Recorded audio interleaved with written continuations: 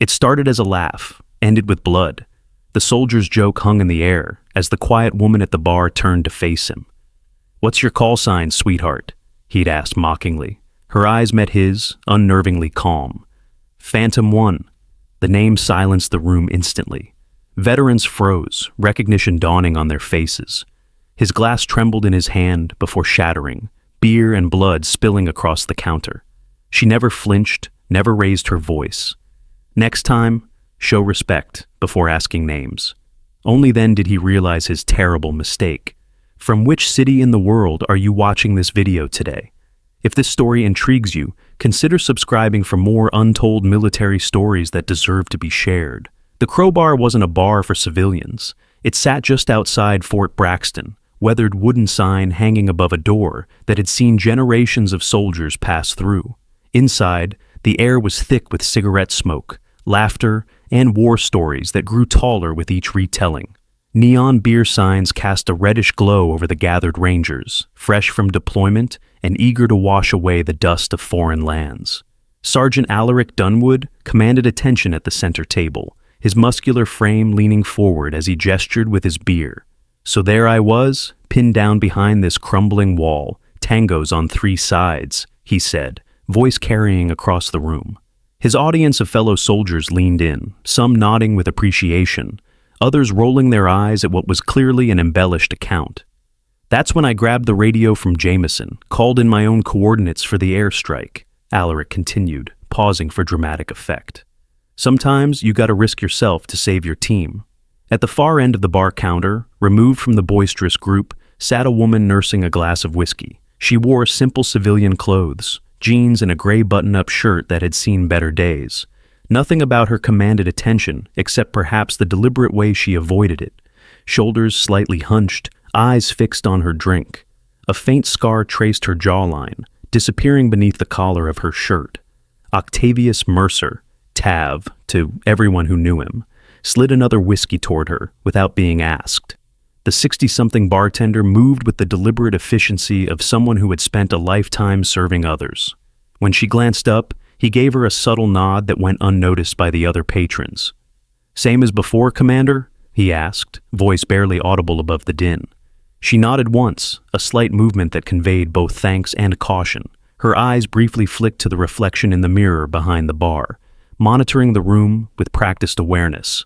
Alaric's story reached its crescendo, his friends erupting in laughter and backslaps. Riding the high of their approval, his gaze wandered around the bar until it landed on the solitary woman. Something about her separateness from the celebration irritated him, like an itch he couldn't quite reach.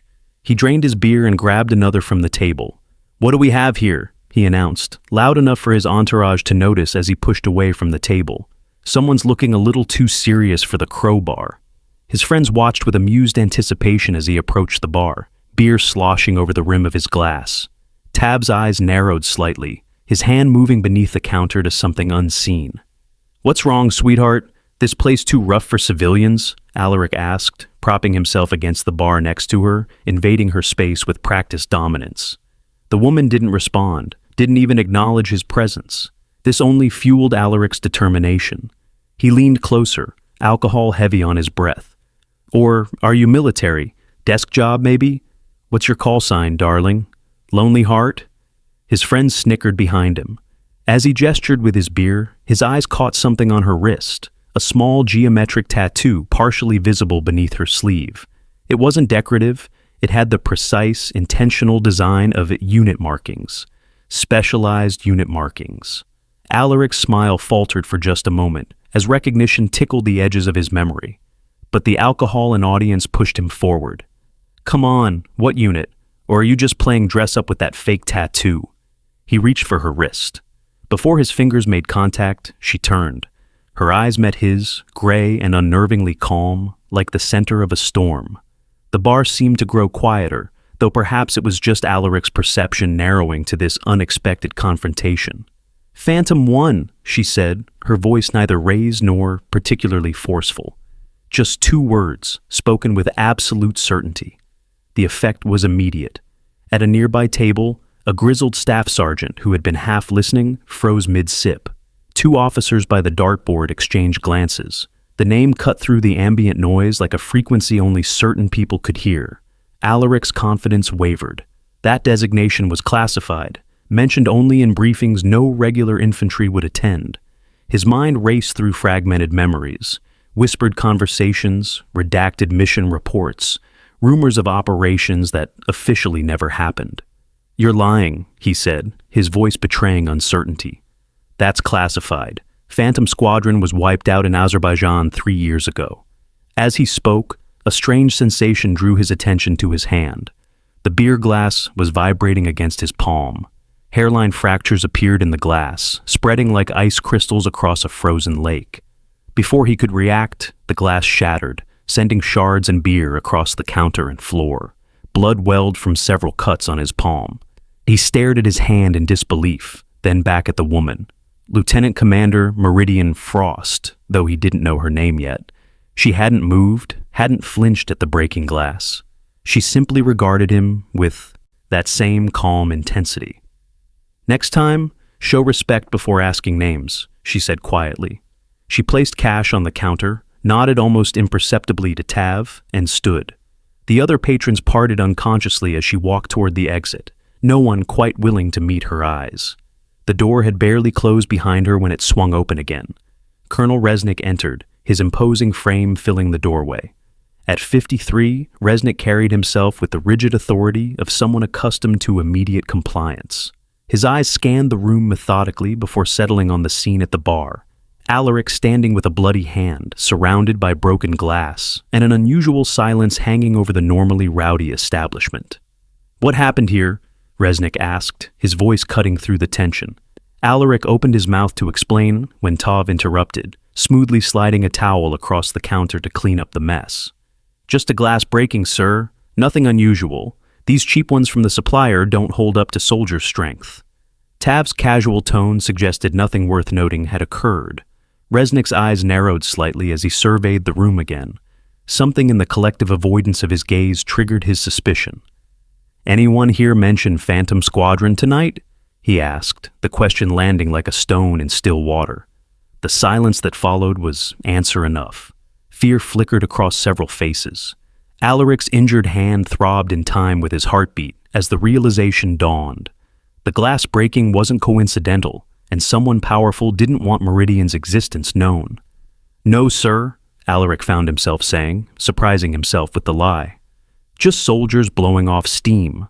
Resnick held his gaze for a long moment before nodding curtly. "Carry on then." He turned to leave, then paused at the door. "Sergeant Dunwood, get that hand looked at. Report to my office at EU 800 tomorrow." After the door closed behind Resnick, conversations slowly resumed, though notably more subdued. Tav silently handed Alaric a clean towel for his bleeding hand. "Who was she?" Alaric asked quietly. Tav regarded him with weathered eyes that had seen too much to be easily read. "Someone you shouldn't have bothered." He turned away to serve another customer, conversation clearly over. The next morning, sunlight streamed through the blinds of Alaric's modest off-base apartment, highlighting dust particles dancing in the air. His hand, bandaged at the base infirmary the night before, throbbed dully as he logged into the military database. The search bar blinked, awaiting his query. He typed Phantom Squadron and hit enter. The screen remained blank for several seconds before returning. "No results found. Clearance level insufficient." Alaric frowned. Even failed operations had basic documentation. He tried several variations with the same result, each search hitting a digital wall. Something about the woman's calm certainty nagged at him. He'd seen enough combat to recognize the look in her eyes, not the bravado of someone play-acting, but the quiet confidence of someone who had seen things that changed them forever.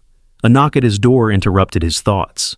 Specialist Zephyr Novak stood in the hallway, a laptop tucked under one arm. At 28, Zephyr was Fort Braxton's unofficial tech expert, capable of navigating digital systems, with an intuition that bordered on supernatural. "Heard you had an interesting night," Zephyr said, brushing past Alaric without waiting for an invitation, his fingers already moving across his keyboard. "Also heard you're meeting with the colonel in an hour. Thought you might want some intel first." Alaric closed the door, checking the hallway out of newfound paranoia. "How did you hear about any of this?" "Please," Zephyr scoffed, settling onto Alaric's couch. The crowbar might as well have surveillance cameras broadcasting directly to my phone. Everyone's talking about the woman who made your glass explode. It didn't explode, Alaric corrected automatically. It broke, probably had a defect. Zephyr's fingers paused over the keyboard as he gave Alaric a knowing look. Right. And Colonel Resnick just happened to show up seconds later, asking about a classified squadron that officially doesn't exist. Alaric's resistance crumbled. What do you know about Phantom Squadron? Almost nothing, which is interesting itself. Zephyr turned his laptop so Alaric could see. This operation was scrubbed clean, like professionally sanitized from every system. Everyone listed as KIA 3 years ago in an operation that never made any news. The screen showed fragments of redacted files, entire sections blacked out. Mission parameters, personnel listings, operation locations, all hidden behind heavy censorship. How did you even find this? Alaric asked, leaning closer. I have my methods, Zephyr said with a cryptic smile. But look at this. He pulled up a partially corrupted image file. This is the only visual I could recover. It was embedded in a deleted backup of a personnel file.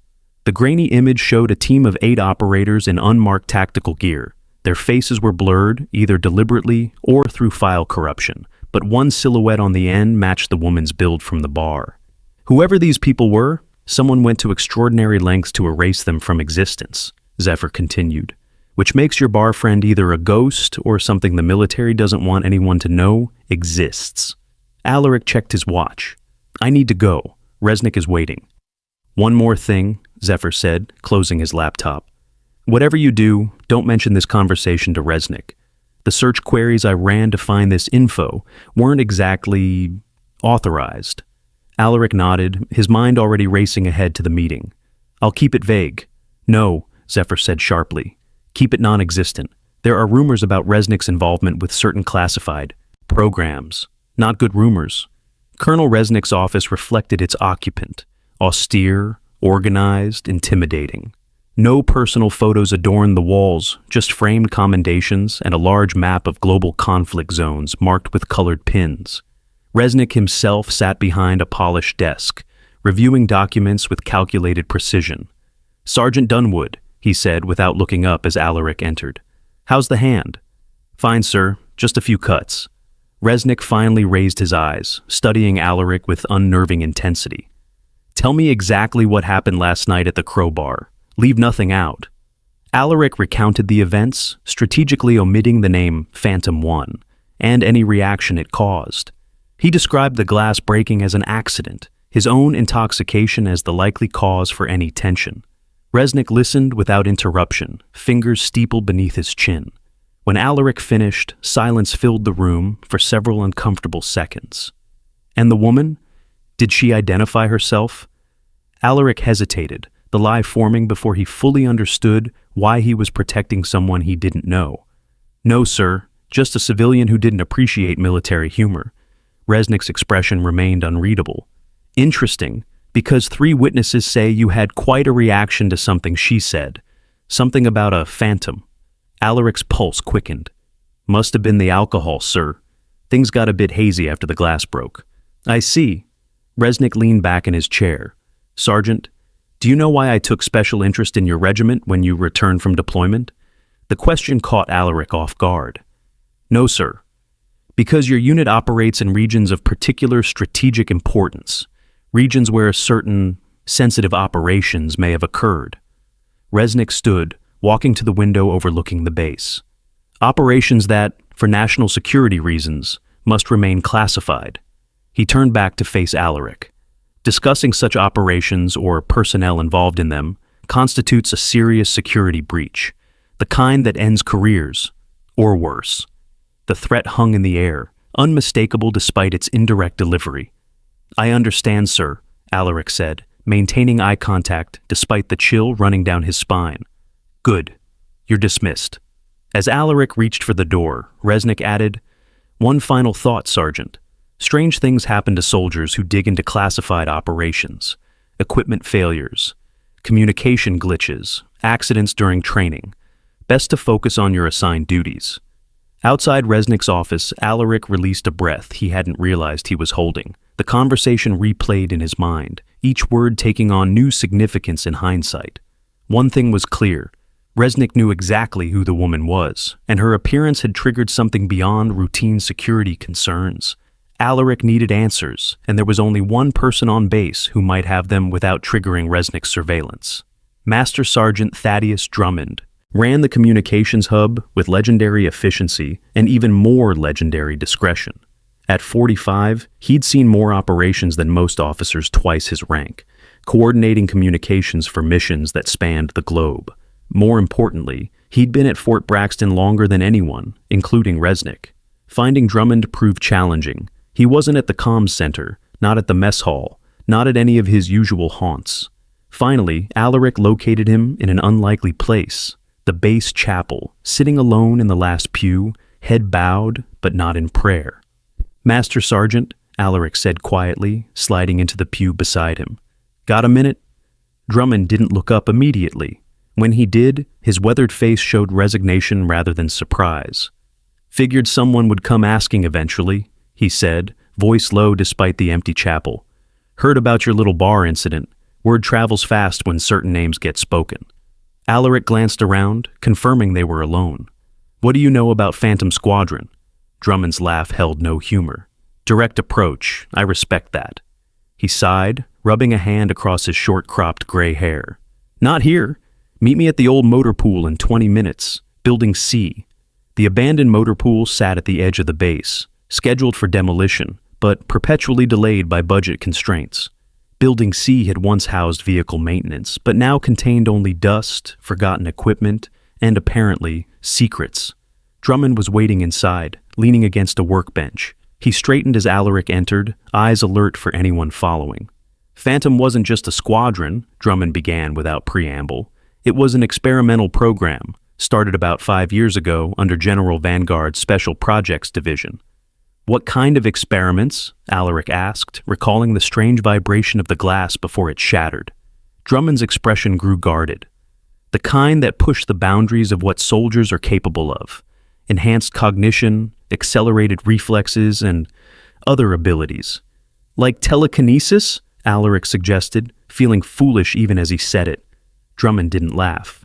"I handled communications for 3 of their operations. They completed missions that should have been impossible, extracting high-value targets from fortified locations with 0 casualties, gathering intelligence from facilities with no digital footprint, neutralizing threats before they even materialized.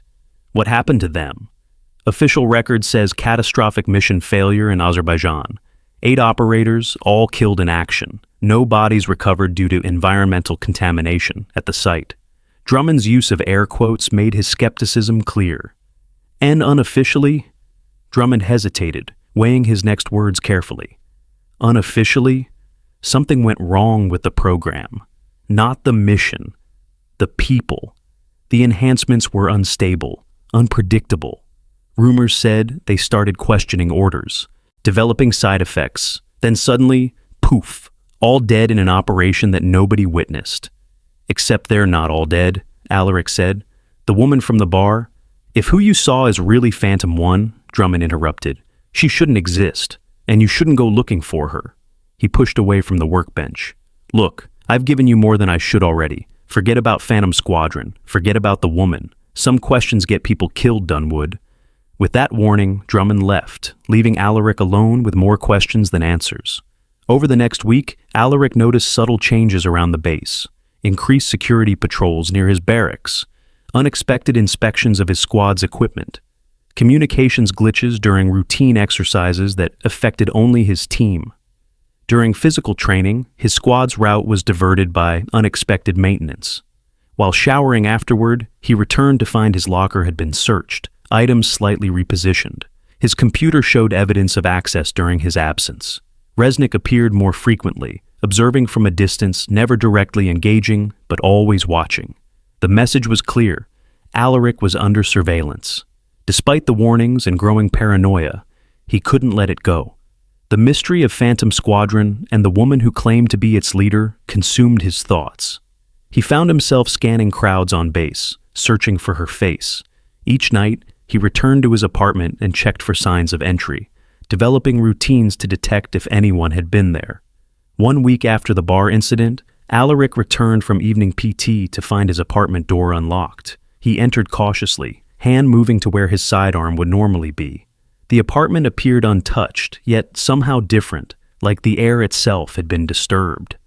"They're watching you," a voice said from the darkened corner of his living room. Alaric spun toward the sound. Meridian Frost sat in his reading chair, as composed as she had been at the bar. In the dim light from the window, her features were sharper, more defined, the face of someone who had survived things that would break others. "How did you get in here?" Alaric demanded, adrenaline spiking. "That's your first question?" A hint of disappointment colored her tone. "Not who I am or what happened to my team." "Fine. Are you really Phantom 1? What happened in Azerbaijan?" Meridian stood, moving with fluid precision that spoke of years of specialized training. "Stop asking questions about Phantom. Resnick has flagged you for surveillance. Your communications are monitored, your movements tracked. Why should I trust you? For all I know, you're part of whatever game Resnick is playing." "I'm not the one who threatened you," she countered. "I'm the one warning you." After making a glass explode in my hand, Alaric held up his bandaged palm. "How did you do that exactly?" Something changed in Meridian's expression. A flicker of conflict, perhaps regret. "That wasn't intentional. Control can be difficult when certain memories are triggered." "Control of what?" Instead of answering directly, she looked at his service weapon lying on the side table.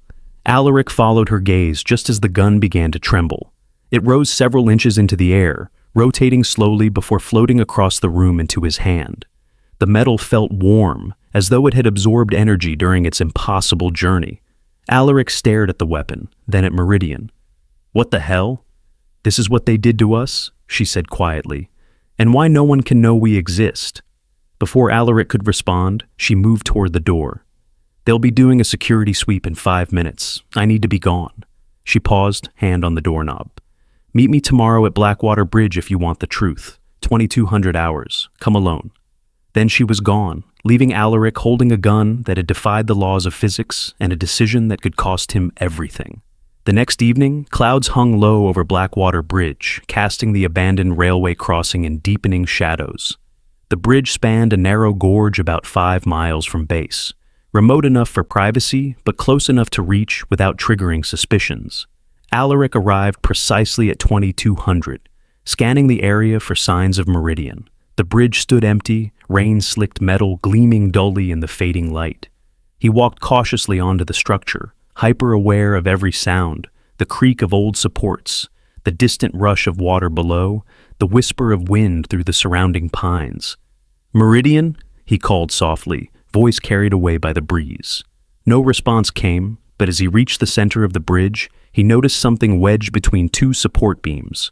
A weatherproof case, military grade, secured with a biometric lock. Next to it lay a small device that looked like a modified smartphone. As Alaric approached, the device activated, projecting a small holographic message. "Place your injured hand on the case lock." The message blinked once before disappearing. Alaric hesitated, instincts warning him of a potential trap. Yet, curiosity pushed him forward. He placed his bandaged palm on the lock, wincing slightly as it pressed against the healing cuts. The case hissed open, revealing a data drive and a handwritten note. "They're tracking me. Had to move. Drive contains what you need to know. Trust no one with this information, especially Resnick." Alaric pocketed both items, a sense of unease growing as he realized Meridian's absence meant something had gone wrong. He made his way back to his car parked on the access road, constantly checking for surveillance. Back in his apartment, blinds drawn and white noise machine activated to counter potential listening devices, Alaric connected the drive to his personal laptop, one Zephyr had modified to operate outside military networks. The drive contained dozens of classified files, mission reports, and personnel records, all bearing the highest security classifications. As Alaric scrolled through the documents, a horrifying picture emerged. Phantom Squadron was indeed an experimental unit, subjected to neurological enhancements developed through a classified program called Mind Shift. The enhancements granted operators increased cognitive abilities and, in some cases, telekinetic capabilities. The ability to move objects with focused thought. The program had succeeded beyond expectations, creating soldiers capable of unprecedented feats. But success came at a cost. The enhancements created psychological instabilities, emotional detachment, and, in some cases, uncontrollable manifestations of their abilities under stress. After several successful missions, Phantom Squadron was deployed to Azerbaijan to eliminate a terrorist cell reportedly developing biological weapons. During the operation, they discovered their actual targets were American journalists investigating military corruption. When they refused the order to eliminate civilians, the mission was officially designated a failure. The final report, authored by Colonel Resnick himself, recommended immediate decommissioning of all Phantom assets due to critical instability and security risk. The euphemism was clear: the team was to be eliminated, their existence erased. The last file showed a heavily redacted medical report listing Meridian Frost as Subject P1, retained for further study. All other team members were marked terminated. Alaric sat back, mind reeling from the implications.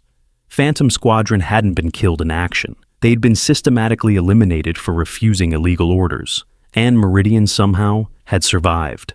A noise in the hallway outside his apartment snapped Alaric back to the present. He quickly disconnected the drive and moved to the window. A dark military vehicle had pulled up outside his building, and several MPs were approaching the entrance. There was no time to run. He could only wait and hope his precautions had been enough to hide his activities. Minutes later, a forceful knock rattled his door. "Sergeant Dunwood, military police, open up immediately." Alaric took a deep breath, tucked the drive into a hidden compartment Zephyr had installed beneath his sink, and opened the door. 4 MPs stood in the hallway, with Colonel Resnick behind them.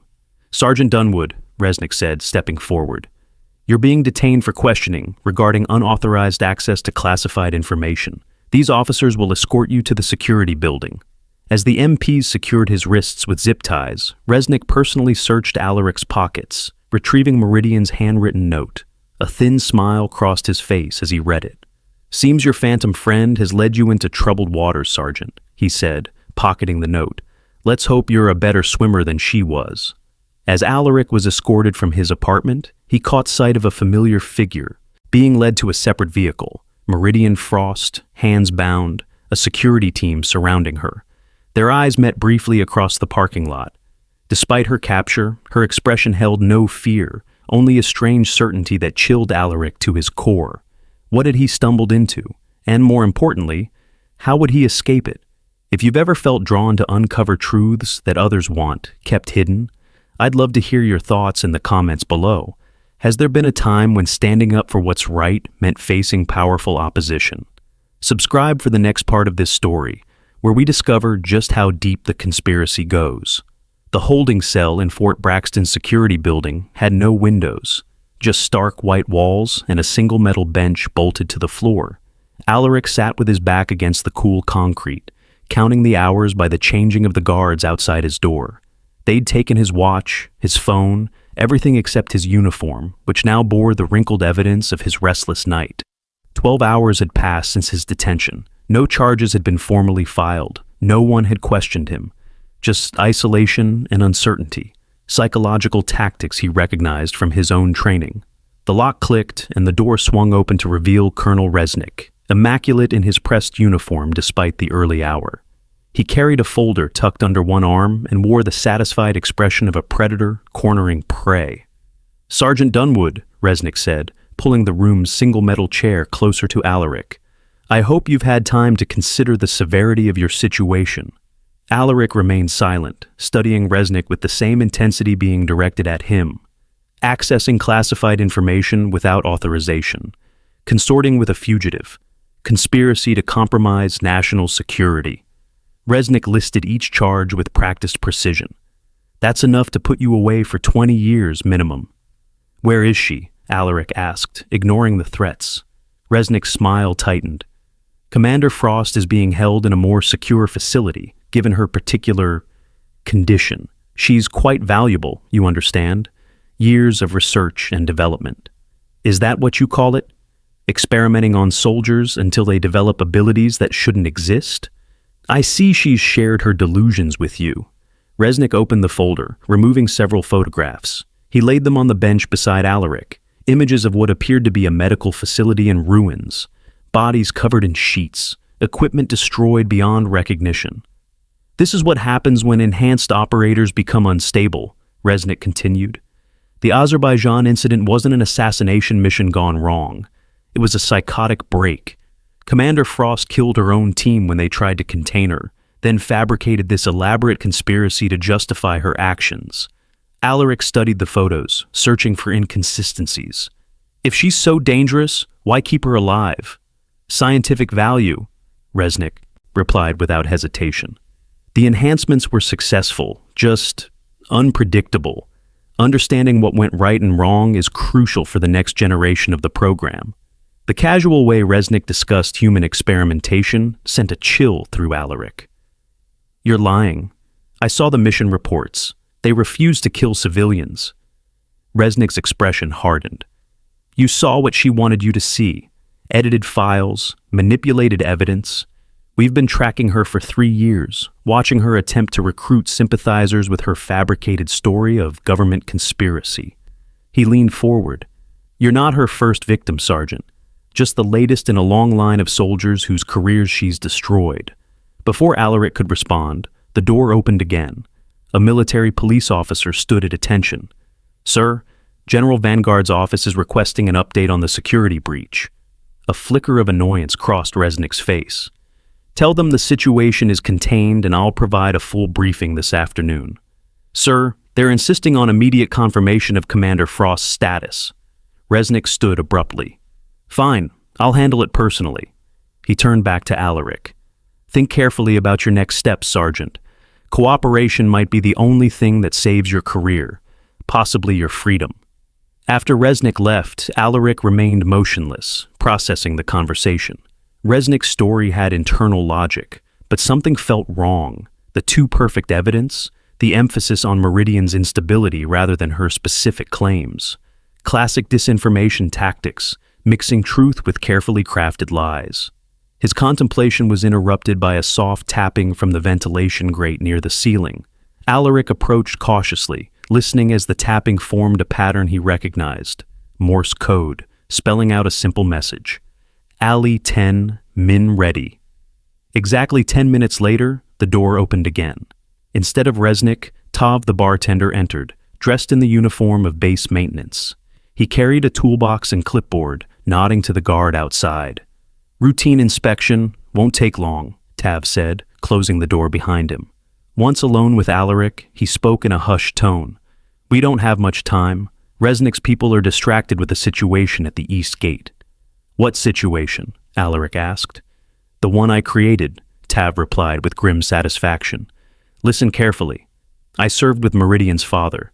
She came to me when she escaped 3 years ago, looking for someone who could help verify what really happened to her team. Tav opened his toolbox, pretending to check the room's light fixture while continuing to speak. Phantom Squadron wasn't terminated because they failed. They were terminated because they refused illegal orders. Resnick was running unauthorized operations, assassinations, intimidation, things no soldier should be asked to do. When Phantom started questioning his authority, he decided they were too dangerous to exist. Why should I believe you over Resnick? Alaric challenged, though he already knew the answer. Because I have no reason to lie, Tav said simply. I'm risking everything to be here. Meridian saved my life once, and her father saved it twice before that. I owe the Frost family more than I can repay. From the toolbox, Tav extracted a small device, no larger than a cigarette lighter. If you get out of here, use this. It's keyed to Meridian's frequency, something to do with the enhancements.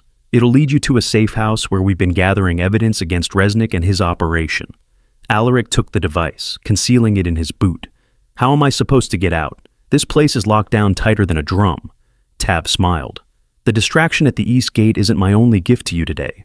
In exactly 7 minutes, there will be a shift change. The replacement guard has been given information suggesting you're being transferred to another facility.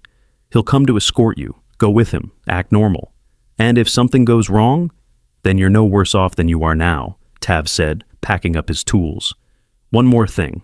Whatever you do, don't trust anyone connected to Resnick, including most of the senior staff on this base. The corruption goes deeper than you realize." With that warning, Tav knocked on the door to be let out. As he left, he gave Alaric a respectful nod, the same subtle acknowledgement Alaric had seen him give Meridian at the bar. True to Tav's word, 7 minutes later, a different guard appeared, announcing a transfer. Alaric complied without question, following the guard through a series of corridors, every muscle tense with anticipation of alarms that never came. They exited through a service door, where a nondescript sedan waited. "Get in," the guard said, opening the rear door. "Drive to the coordinates programmed in the GPS. Ditch the car afterward." Alaric hesitated only briefly before sliding into the driver's seat. As he pulled away from the building, he caught sight of smoke rising from the eastern perimeter of the base, Tav's distraction in full effect. The GPS led him to an abandoned gas station 15 miles from the base. After ensuring he wasn't followed, Alaric retrieved Tav's device from his boot. It was more sophisticated than it appeared, with a small digital display showing a pulsing dot several miles north. Following the signal took Alaric through back roads and forested areas until he reached a remote cabin nestled among dense pines. The structure appeared weathered but solid, with reinforced windows and a satellite dish discreetly mounted on the roof. Alaric approached cautiously, weapon ready despite having no clear allegiance in this conflict. The cabin door opened before he reached it. A woman he didn't recognize stood in the entrance, regarding him with immediate suspicion. "You're Dunwood," she stated rather than asked. "Meridian said you might come looking if things went sideways." "Who are you?" "Someone who knows what Phantom Squadron really was," she replied. "Come inside. We don't have much time before Resnick realizes you've escaped." The cabin's interior belied its rustic exterior. Advanced communications equipment lined one wall. Maps and photographs covered another, connected by strings that traced relationships and operations. A secured computer system hummed quietly in the corner. "My name is Dr. Callista Vanguard," the woman said once they were inside. "I believe you've heard of me." Alaric stared in shock. "General Vanguard? But you're supposed to be at the Pentagon?" "Yes, that's the official story." She smiled thinly. "The real General Vanguard is there, handling the public-facing aspects of my role while I manage certain sensitive operations." "Like Phantom Squadron," Alaric said, pieces clicking into place. "Exactly. It was my program, developed to create enhanced operators for missions that conventional forces couldn't handle." She moved to the computer, typing rapidly. "What Resnick told you about the enhancements was partially true. They were successful, but had side effects we didn't anticipate. Not psychosis, but increased empathy, heightened moral awareness. The operators began questioning orders, especially those that seemed ethically dubious. Like killing American journalists," Alaric suggested. "Those journalists were investigating military contracts linked to Resnick's private interests. He ordered their elimination under the guise of national security. When Meridian and her team discovered the truth and refused, he declared them unstable and ordered their termination." Vanguard's expression darkened. "By the time I learned what was happening, it was too late for most of the team. But Meridian escaped. She did more than escape. She's been gathering evidence against Resnick for 3 years, building a case solid enough that even his political connections can't protect him." Vanguard turned the computer screen toward Alaric. "This is what we have so far. Financial records, unauthorized operation logs, communications with private military contractors. Enough to prove conspiracy, treason, and murder." Alaric studied the evidence, the weight of its implications settling heavily on his shoulders. "Why tell me all this? I'm just a sergeant who was in the wrong bar at the wrong time." "Because Meridian trusts you," Vanguard said simply. "And because we need your help to free her before Resnick realizes what she's been doing." "She's been captured," Alaric reminded her. "Probably moved to a black site by now." "No," Vanguard said with quiet certainty. "She's still on base. Resnick won't risk moving her until he's sure she hasn't left evidence elsewhere. He's interrogating her personally at the medical facility, the same place where they first enhanced her." A chill ran through Alaric at the implication. "What do you need me to do?" Before Vanguard could answer, an alarm blared from the communications equipment. A voice crackled through the speaker. "Perimeter breach, multiple vehicles approaching from the south." Vanguard moved with practiced efficiency, gathering essential equipment and documents. They've found us sooner than expected. Take this. She handed Alaric a secure tablet. All the evidence is encrypted here. The password is Azure Echo Tango. Get to the medical facility. Sublevel 3 requires Resnick's biometric access, but there's a maintenance shaft that bypasses security. Find Meridian. What about you? Alaric asked, securing the tablet in his jacket. I'll create a diversion, lead them away from you. She pressed a set of keys into his hand. Vehicles out back, modified for stealth. Go now. Alaric hesitated, questions still burning in his mind. Why did she choose me? At the bar, she could have stayed anonymous. Vanguard's expression softened momentarily. Sometimes, even ghosts need witnesses to prove they existed. She gestured toward the rear exit. Now go, find her. The vehicle turned out to be a military-grade motorcycle with matte black finish and silenced engine. Alaric sped through the forest as Resnick's forces converged on the cabin behind him. The tablet pressed against his chest like a weight of responsibility he'd never asked for but couldn't refuse. Night had fallen by the time Alaric reached the outskirts of Fort Braxton. Security would be heightened following his escape. Direct approach was impossible, but Vanguard's intel suggested the medical facility had vulnerabilities in its perimeter defenses. Specifically, a drainage system that connected to the maintenance shaft she'd mentioned.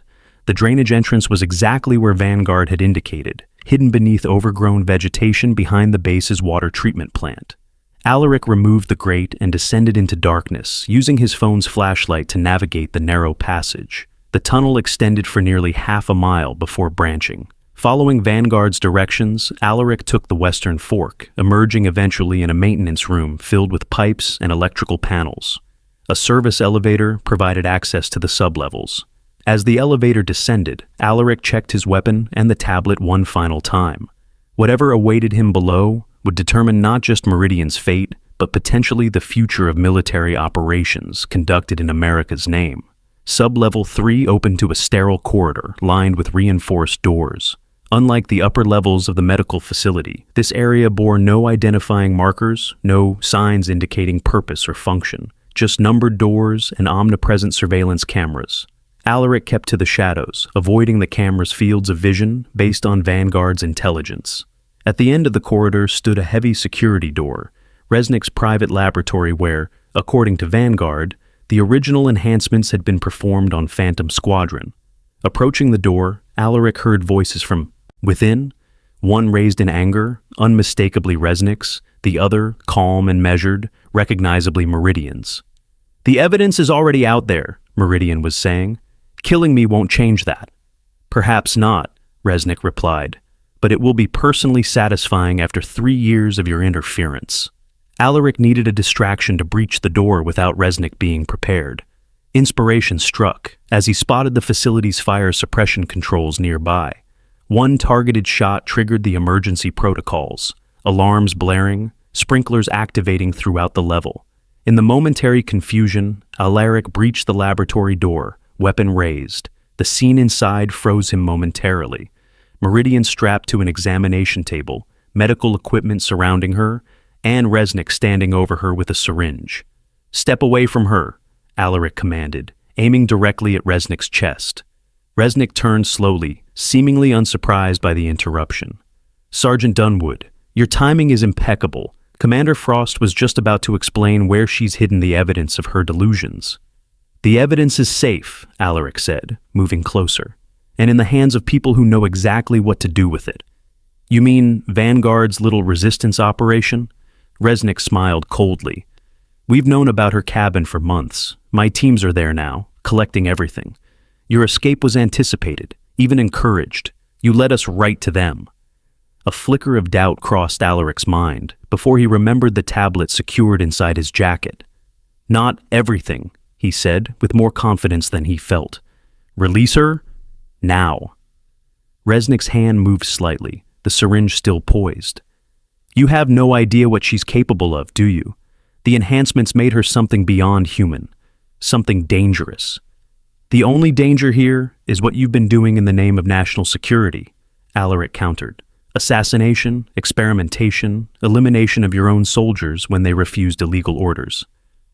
"Such a simplified view," Resnick said, his tone almost pitying.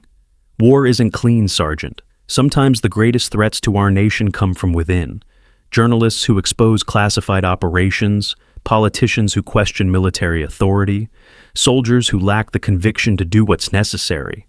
As Resnick spoke, Alaric noticed Meridian's restraints beginning to vibrate subtly, like the glass at the bar had done before shattering. Her eyes locked with his, communicating a silent message. Keep Resnick talking. And who decides what's necessary? Alaric asked, taking a step closer. You, some shadow committee with private interests? Those with the courage to act, Resnick said, conviction burning in his eyes. Those who understand that power must sometimes operate beyond the constraints of law and public opinion. You mean beyond accountability? Alaric replied, seeing Meridian's restraints continuing to weaken as Resnick remained distracted. Resnick's expression hardened. Enough philosophy. You're outnumbered and surrounded. My security teams will be here in moments. You've accomplished nothing except ensuring you'll share Commander Frost's fate. The restraints on Meridian's left wrist suddenly snapped, metal fatigued beyond breaking point by her telekinetic manipulation. Before Resnick could react, she grabbed his wrist, twisting the syringe away from her and toward him. Alaric lunged forward, tackling Resnick away from the table. They crashed into a cart of medical equipment, sending instruments clattering across the floor. Resnick was surprisingly strong for his age, military training evident in his precise counterattacks. As they struggled, Meridian freed herself from the remaining restraints. The room's equipment began to shake, monitors, instruments, even the examination table itself, vibrating with increasing intensity as her abilities manifested. "Alaric, get down!" she shouted. He dropped instinctively as a wave of telekinetic force pulsed through the room.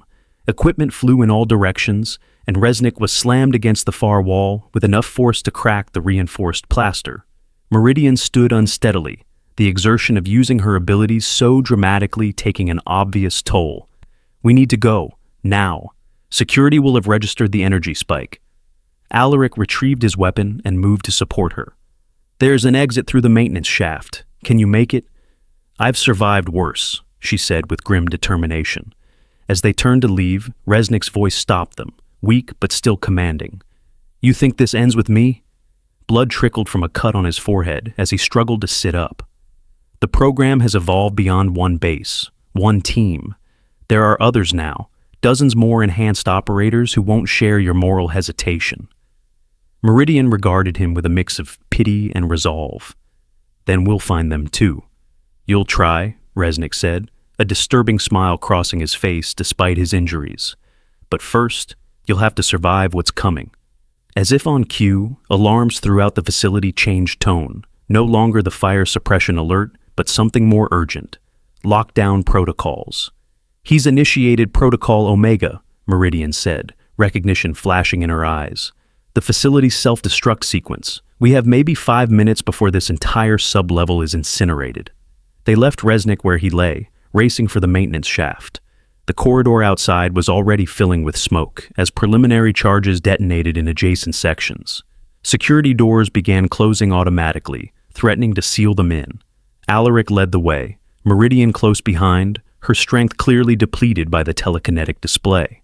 They reached the shaft entrance just as emergency lighting switched to red, indicating imminent destruction. "Go!" Meridian urged, pushing Alaric toward the shaft. "I need to make sure the evidence survives. The tablet. Give it to me." "We both go, or neither of us." "Goes!" Alaric insisted, even as the heat from approaching fires intensified. Meridian's expression softened momentarily. "You remind me of my team, same stubborn loyalty." She extended her hand.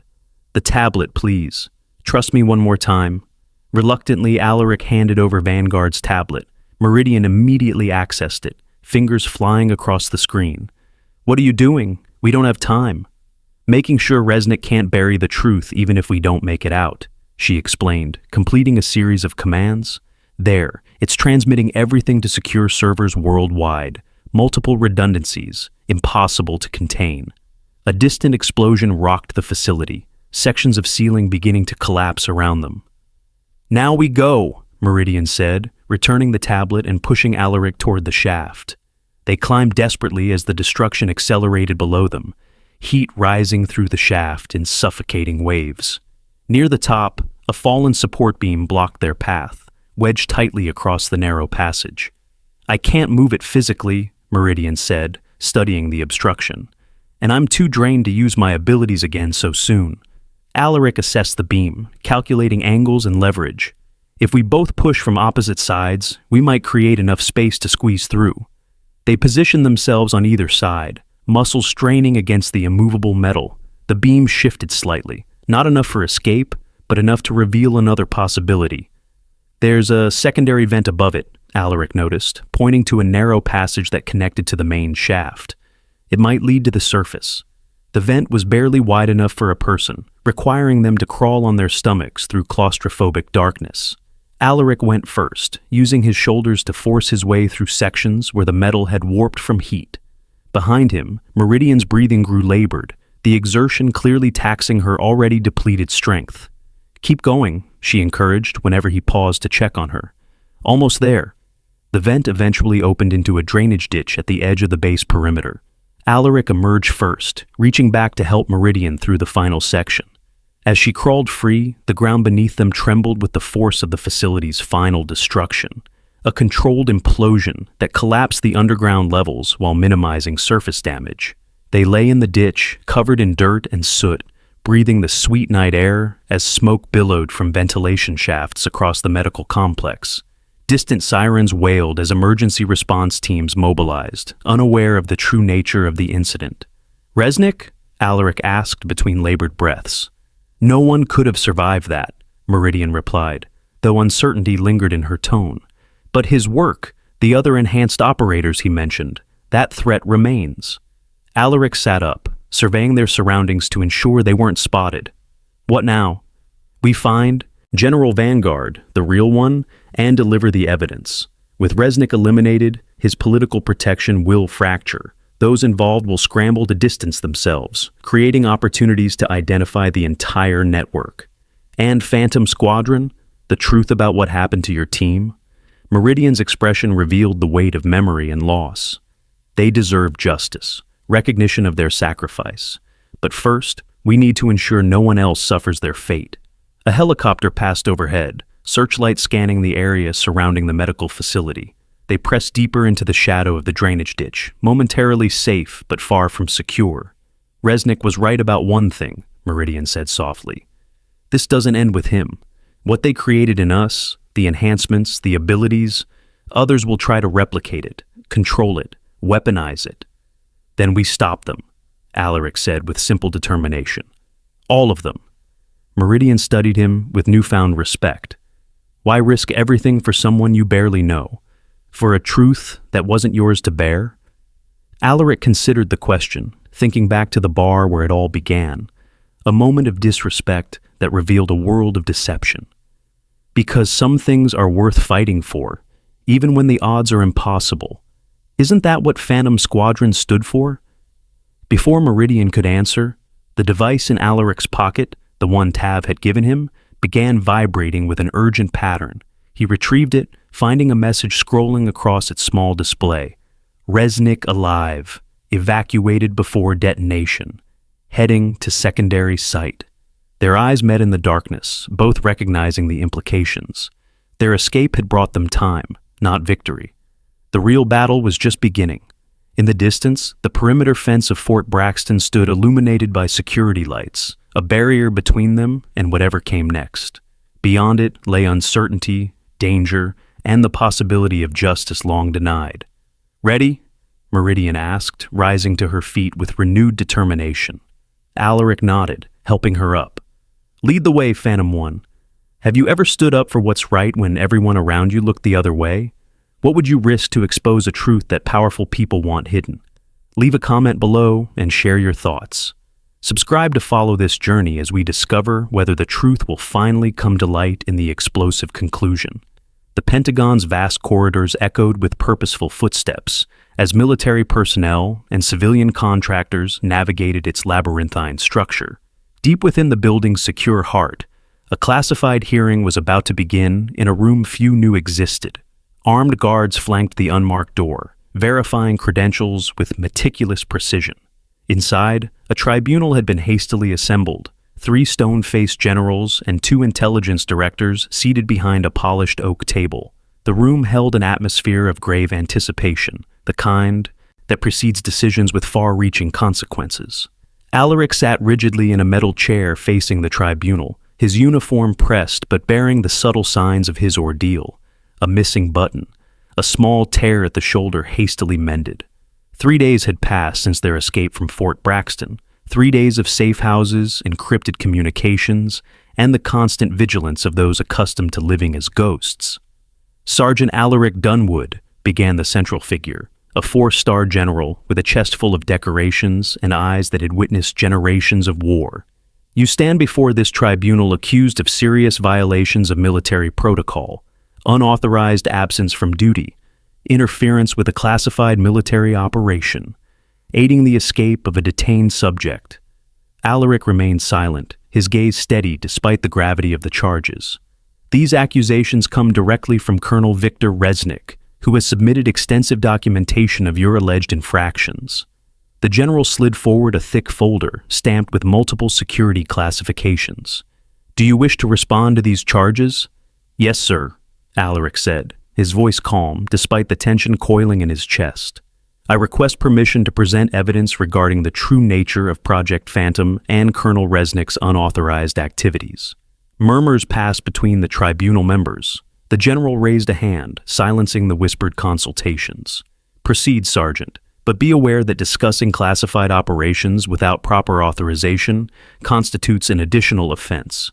With respect, sir, what I'm about to reveal goes beyond classification.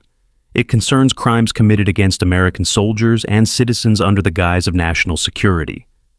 The atmosphere in the room shifted perceptibly. One of the intelligence directors leaned forward, interest piqued. That's a serious allegation, Sergeant. Yes, sir, it is. Alaric reached inside his jacket, producing the tablet Meridian had secured from the medical facility. I have evidence that Colonel Resnick has been operating an illegal enhancement program using experimental technologies on soldiers without proper oversight or consent. Furthermore, he ordered the elimination of a specialized unit when they refused to execute American journalists investigating his private financial interests. These are extraordinary claims, the general said, expression carefully neutral. What proof do you offer? Before Alaric could respond, the door to the hearing room opened. Colonel Resnick entered, flanked by military police. His uniform bore the immaculate precision that had always been his hallmark, showing no evidence of the injuries sustained during his confrontation with Meridian. His confidence radiated as he approached the tribunal, acknowledging the members with practiced deference. My apologies for the interruption, Resnick said, voice measured and authoritative. But I believe this proceeding has been compromised, he gestured toward Alaric. This soldier has been influenced by a fugitive subject with known psychological instabilities resulting from experimental procedures. Any testimony he provides should be considered tainted. The general's gaze shifted from Resnick to Alaric. Is this true, Sergeant? Have you been in contact with Lieutenant Commander Meridian Frost? Yes, sir, Alaric admitted, knowing denial would only weaken his position. Commander Frost escaped termination 3 years ago when Colonel Resnick ordered her entire unit eliminated. She's been gathering evidence against him ever since. Resnick's smile held no humor. A convenient narrative for a woman who killed her own team during a psychotic break. The enhancements were successful, but created dangerous instabilities. I've submitted complete medical documentation. Fabricated documentation, Alaric countered, holding up the tablet. The real records are here, along with operation logs, financial transfers, and communications, proving Colonel Resnick's involvement in illegal activities. The tension in the room crystallized as Resnick and Alaric faced each other before the tribunal, representatives of opposing versions of truth. The general extended his hand for the tablet. We will examine this evidence, he said, tone neutral but eyes sharp with assessment. Colonel Resnick, you will remain present during this review to address any accusations directly. Of course, sir, Resnick agreed smoothly. Though I must advise caution. Commander Frost has demonstrated advanced technological aptitude. Any digital evidence she provides should be considered potentially manipulated. The tribunal members exchanged glances as the intelligence director began accessing the tablet's contents. Minutes passed in tense silence as he navigated through files, occasionally murmuring to his colleagues. "This is quite extensive," he finally said, looking up at Alaric. "But Colonel Resnick raises a valid concern. Digital evidence can be fabricated. Do you have corroboration from any other source?" Alaric felt a moment of doubt. Meridian had warned him that Resnick's political connections ran deep, possibly extending even to members of this tribunal. Before he could respond, the hearing room door opened again. This time, the figure who entered commanded immediate attention. General Callista Vanguard, the real General Vanguard, strode into the room with the confidence of someone accustomed to authority. Unlike the Vanguard Alaric had met at the cabin, this woman carried herself with the formal precision of decades of military service. Her uniform displayed the decorations of a distinguished career, and her penetrating gaze swept the room with analytical precision. The tribunal members rose in respect, including the four-star general who had been presiding. Resnick's composure faltered momentarily before he recovered, offering a crisp salute.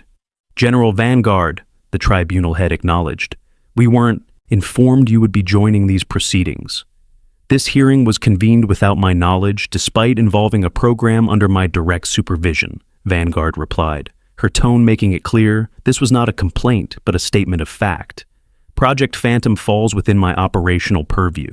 Any discussion of it requires my presence." She turned her attention to Resnick, studying him with the cold assessment of a superior officer evaluating a subordinate's performance. "Colonel Resnick, you've been operating with remarkable autonomy in recent years." "As authorized by your office, General," Resnick responded smoothly. The sensitive nature of the enhancements required compartmentalized management. "Indeed," Vanguard agreed, approaching the tribunal table. "I've brought some additional context that may assist in evaluating Sergeant Dunwood's evidence."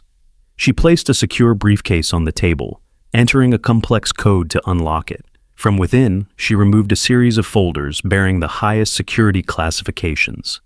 These are the original Project Phantom authorization documents, operational parameters, and ethical guidelines, as approved by joint military and intelligence oversight committees. The tribunal members accepted the documents, beginning their examination as Vanguard continued. Project Phantom was conceived as a limited enhancement program designed to create operators capable of addressing specific high-risk scenarios. The neural modifications were successful, granting the participants capabilities beyond conventional human limitations. She glanced at Alaric, including, in some cases, controlled telekinetic abilities. Resnick's expression remained neutral, though Alaric noted the slight tension in his jaw. "What Project Phantom was never authorized to do," Vanguard continued, "was conduct domestic surveillance, target American citizens, or operate outside the established chain of command. Yet evidence suggests all three violations occurred under Colonel Resnick's direction." "With respect, General," Resnick interjected, "Commander Frost's psychological instability has led to elaborate conspiracy theories. Her telekinetic abilities are impressive, but came at the cost of her mental stability." Vanguard regarded him with cool assessment. "A convenient explanation for eliminating witnesses, Colonel." She turned back to the tribunal. "I believe we need testimony directly from the source. With your permission, I've arranged for that testimony to be provided." At her signal, the door opened once more. Meridian Frost entered, now dressed in her full military uniform, complete with previously classified commendations and unit insignia. She moved with composed dignity, despite the barely concealed hostility radiating from Resnick. "Lieutenant Commander Frost," Vanguard said formally, "please identify yourself for the tribunal." Meridian stepped forward, standing at perfect attention. "Lieutenant Commander Meridian Frost, former Commanding Officer of Tactical Unit Phantom, Special Operations Division, reporting as ordered. Commander Frost has been operating as a deep cover asset for the past 3 years," Vanguard explained to the stunned tribunal. "Following the Azerbaijan incident, she approached me directly with concerns about Colonel Resnick's unauthorized operations.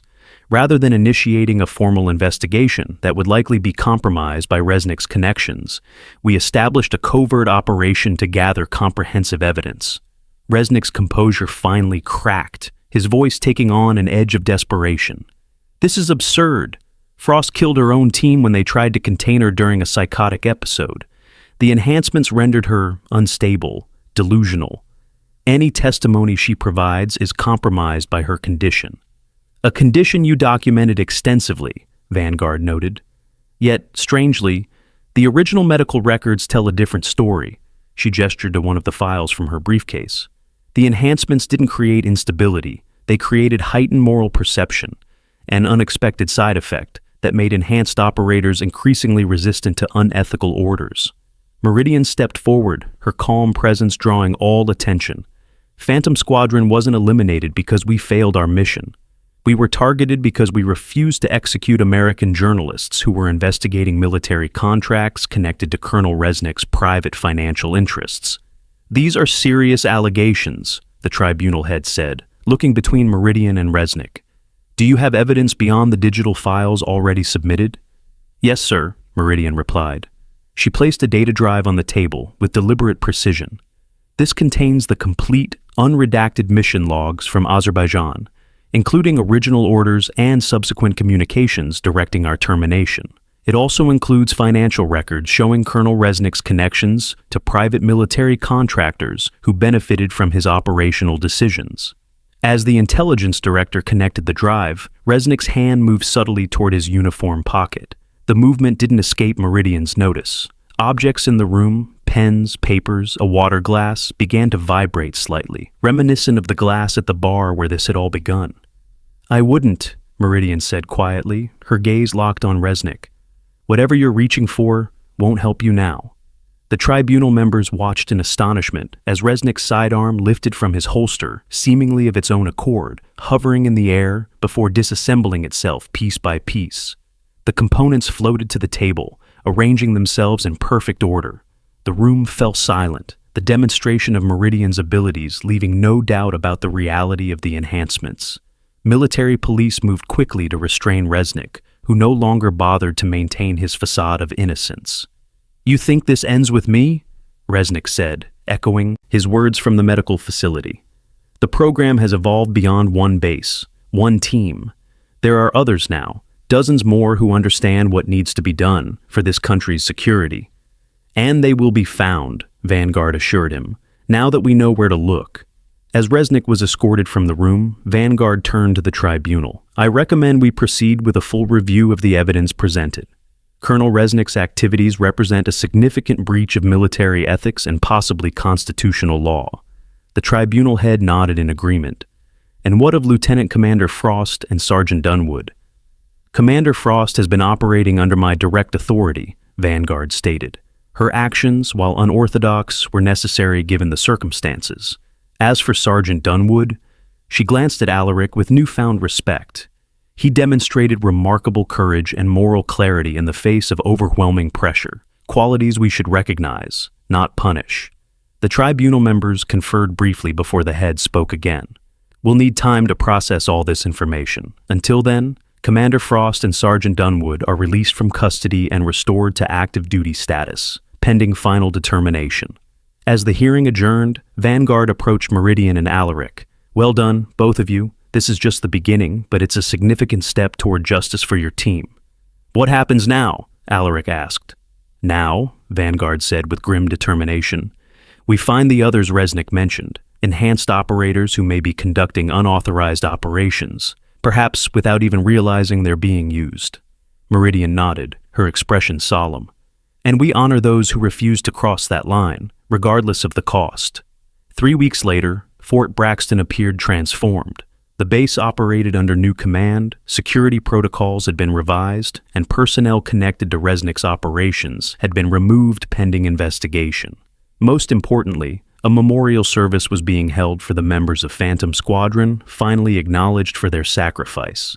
The ceremony took place on the parade ground, attended by base personnel, military officials, and family members of the fallen, who had spent 3 years believing their loved ones had died in a classified mission gone wrong. Now they were learning a different truth, one of moral courage in the face of illegal orders. Meridian stood at attention beside the memorial, 7 flags representing her fallen teammates arranged with solemn precision. As the highest-ranking survivor, she accepted the folded flag for the unit, her composure unwavering despite the emotion evident in her eyes. General Vanguard delivered the commendation, her voice carrying across the assembled troops. Today we honor the members of Phantom Squadron who demonstrated the highest ideals of military service. When faced with orders that contradicted their oath to defend the Constitution against all enemies, foreign and domestic, they chose integrity over obedience. Their sacrifice reminds us that true loyalty is not to individuals or institutions, but to the principles those institutions are meant to uphold. As the ceremony concluded, Meridian approached the families, speaking privately with each, sharing stories that had been classified for years. These were not the sanitized accounts of heroism typical of such occasions, but honest recollections of individuals who had found themselves enhanced beyond normal human capabilities, yet remained fundamentally human in their moral choices. Alaric watched from a respectful distance, still processing the events that had transformed his understanding of military service. He had been offered a new assignment, part of a specialized oversight team being formed under General Vanguard's command to identify and recover other enhanced operators, potentially being misused. As the crowd dispersed, Meridian found him, her formal demeanor softening slightly. "Thank you for being here." "Wouldn't have missed it," Alaric replied. "They deserve this recognition." "So do you." She glanced toward the memorial, now adorned with flowers and personal mementos left by family members. Recognition was never the point. Justice was, making sure their sacrifice meant something. "What about you?" Alaric asked. Vanguard mentioned a new command being formed to monitor enhancement programs going forward, said they need someone with first-hand experience. "Someone who knows what to look for," Meridian agreed. "The enhancements are real, Alaric. They can't be uninvented. The best we can hope for is ensuring they're never again used without proper oversight and ethical constraints." "And your abilities, will they always be classified?" Meridian considered this, looking down at her hands, ordinary in appearance yet capable of extraordinary things. "Some secrets are necessary, at least for now. The world isn't ready to know everything, but the truth about Phantom Squadron, about what they stood for, that deserved to be known." In the distance, the base continued its operations, soldiers training, vehicles moving, the machinery of military readiness functioning as it always had. Yet something fundamental had shifted. A reminder that within that machinery, individual moral choices still mattered. "Vanguard asked me to join the new oversight team," Alaric said after a moment. "Said my unique perspective would be valuable. Your ability to recognize right from wrong, even when it comes wrapped in authority and flag," Meridian clarified. "That's rarer than you might think." Their conversation was interrupted by the approach of Tav, the bartender who had risked everything to help them. He wore civilian clothes, but carried himself with the unmistakable bearing of a former soldier. "Commander," he greeted Meridian with a respectful nod. "Sergeant, quite a different scene from the last time we all crossed paths." "You took a significant risk helping us," Meridian acknowledged. "General Vanguard mentioned you refused any formal recognition." Tav shrugged. "I served with your father. He would have expected nothing less." He glanced toward the memorial. "Besides, some debts can't be repaid with medals or commendations." The three stood in companionable silence, united by their shared experience of a truth few would ever fully know. Eventually, Tav spoke again. "The Crowbar's reopening tonight. New ownership, fresh start." He looked at Alaric with a hint of amusement. "Think you can manage not to break any glasses this time?" Alaric laughed despite himself. "I think that depends on the company." Later that evening, the Crowbar looked much as it had on that fateful night.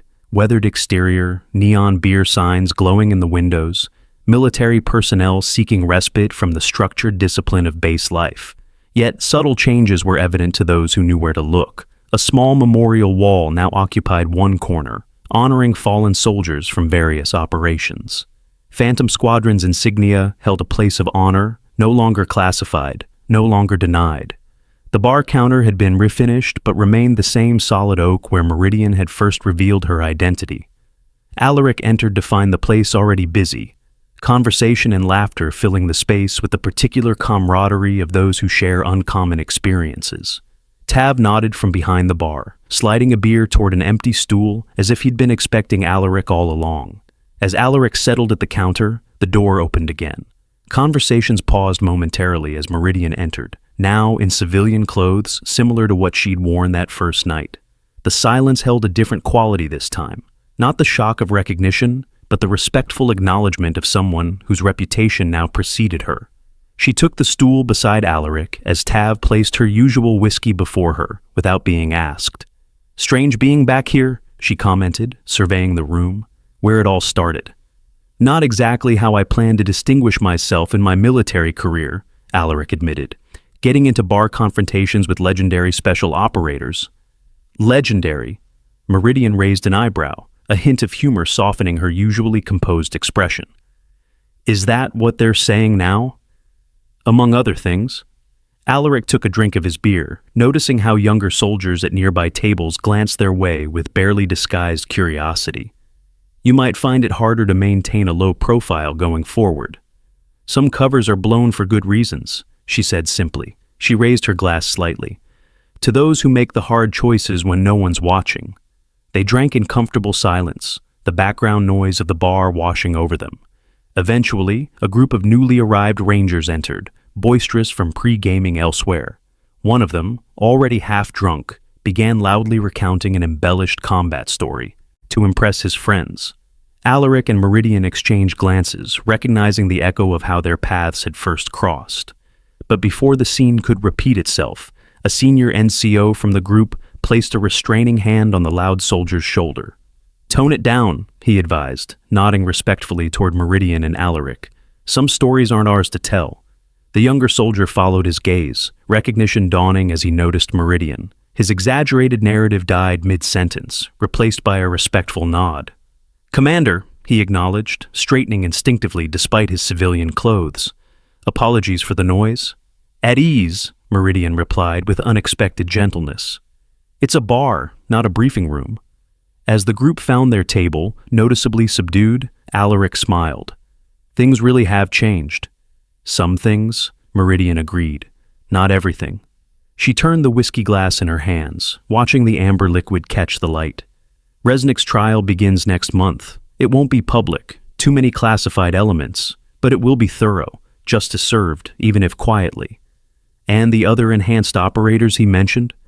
"We've identified 3 so far, all being monitored while we determine if they're acting under legitimate authority or being misused like my team was." She met his gaze directly. "That's where you come in, if you accept Vanguard's offer." "Why me?" Alaric asked. "I'm not enhanced. I don't have any special abilities." "You have the most important one," Meridian replied. "The ability to question orders that don't align with our fundamental values, regardless of who gives them." She raised her glass again. "To the real meaning of that uniform we wear." As they drank to that sentiment, Tav approached with fresh drinks. "On the house," he said, his weathered face reflecting quiet satisfaction. "Some debts do get repaid after all." The evening continued, the bar gradually filling with soldiers unwinding after duty. What made this night different from countless others was nearly invisible unless you knew what to look for. The respectful nods directed toward Meridian, the subtle acknowledgement of something significant having changed. Later, as they prepared to leave, a young lieutenant approached their position at the bar, clearly gathering courage for the interaction. "Commander Frost," he began formally, "I just wanted to say, what you and your team did, standing up for what was right even when it cost everything, that's what made me want to serve in the first place." Meridian regarded him thoughtfully. "What's your name, Lieutenant?" "Marquez, ma'am. Infantry." "Lieutenant Marquez, the most important thing I learned from Phantom Squadron wasn't about enhanced abilities or specialized tactics. It was that the strength of our military lies not in our technology or firepower, but in the moral courage of individuals who remember the oath they took." "Yes, ma'am," he replied, clearly storing her words carefully. After he rejoined his friends, Alaric noticed the subtle change in Meridian's demeanor. A tension released, a weight partially lifted. "That matters to you," he observed, being able to acknowledge your team openly. "They deserve to be remembered," she said simply. "Not as experimental subjects or classified assets, but as soldiers who made the hardest choice possible." Outside, the night air carried the familiar sounds of a military town.